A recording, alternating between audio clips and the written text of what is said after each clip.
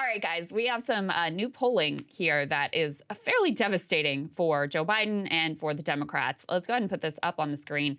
This is from the Washington Post and ABC News.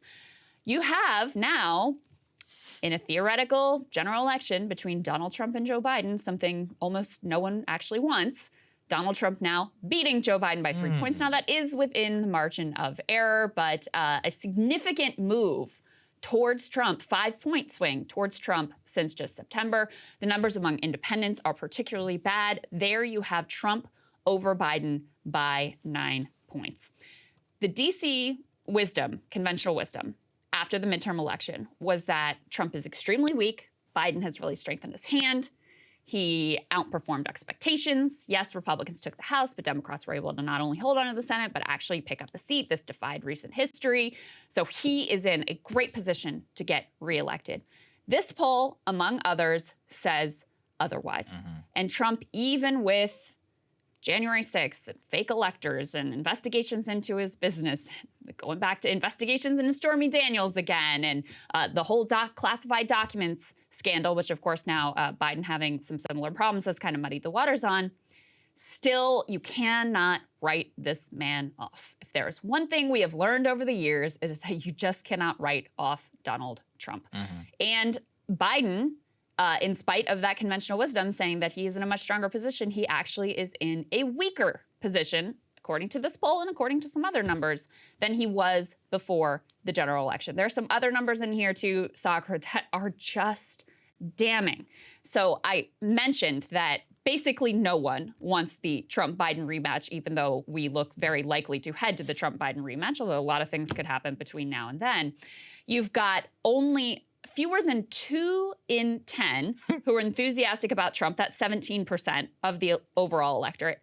Just 7% of the overall electorate enthusiastic about Biden. If you drill down to just the Democratic Party, okay, Democrats, who almost all say they did vote for him, will vote for him, whatever, you know what percent are enthusiastic about Joe Biden? 16% of Democrats are like, let's go Joe Biden.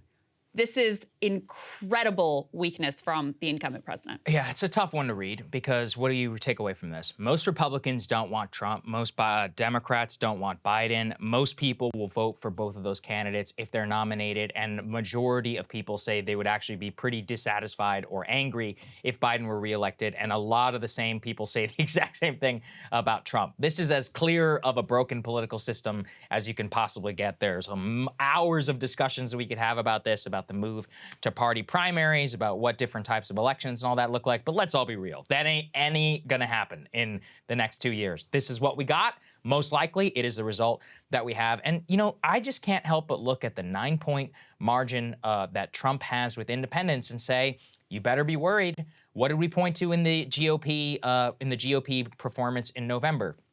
Sure, it was skinny in the House, didn't work out in the Senate. They still won the popular vote, guys. That doesn't happen all that often. In fact, the last time that the Republicans had won the popular vote, I believe, was like 2004. And then even if you think about a presidential election, 2004 remains the only popular vote election that a Republican president has had since the year 2000. And that's the last 23 years. We'll see how exactly it goes in 2024. So what does this mean? I would look at this, and again, I just come back to, I don't know why this apparently is a controversial point.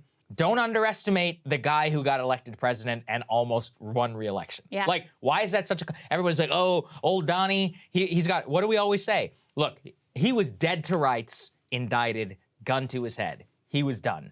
And then the Biden classified documents thing happened. You can never underestimate this man, not even in terms of his own doing, but in the way circumstances always come about and make things a lot more nuanced and complicated than before. So I look at that and remember this, look, it's also hard because the polls were so significantly off in the Republican direction in 2022.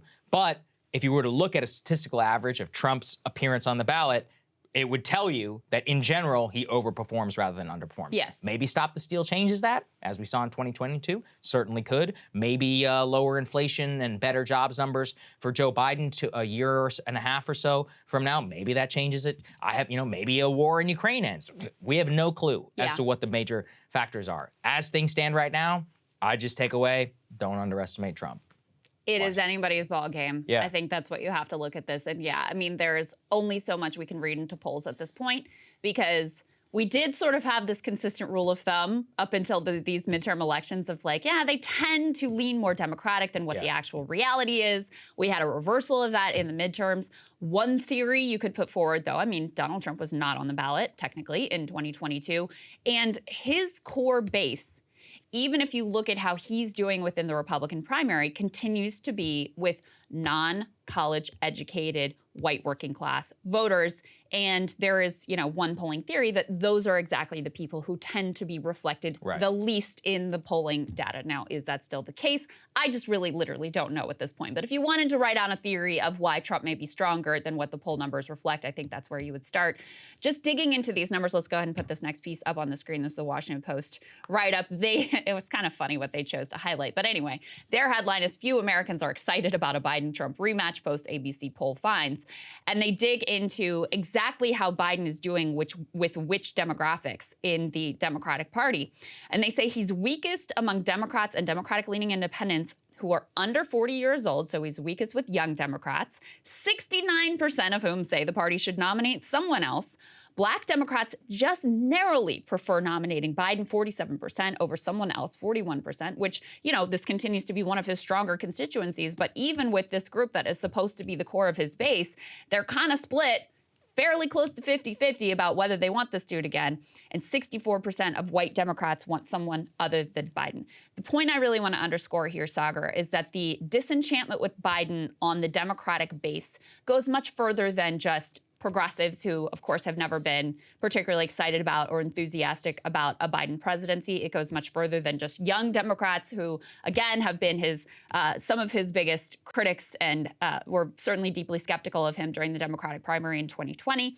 This is across the board. A lot of normie, lib Democrats of all races, ages, demographic groups, et cetera, who I think have this instinct of like, they don't hate the guy, but they're like, you're going to be old. Yes. I don't know if you're up to it. I think that's the bottom line. Like, I don't know if you're going to be the guy to beat Trump.